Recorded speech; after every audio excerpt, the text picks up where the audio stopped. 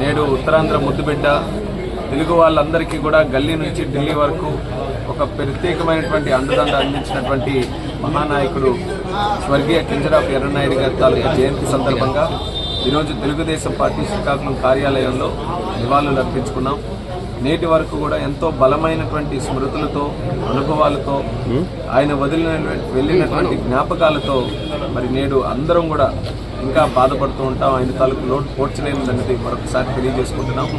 అయితే ఒక రకంగా ఆయన వారసుల్లా నేను కానీ, అలాగే బాబాయ్ అచ్చెన్నాయుడు గారు కానీ, ఎర్రన్నాయుడు గారి తాలూకా ఆ లెగసీని కంటిన్యూ చేయడానికి ఒక నిర్ణయం తీసుకొని ఆయన చనిపోయిన తర్వాత రాజకీయాలు కొనసాగించడం జరిగింది.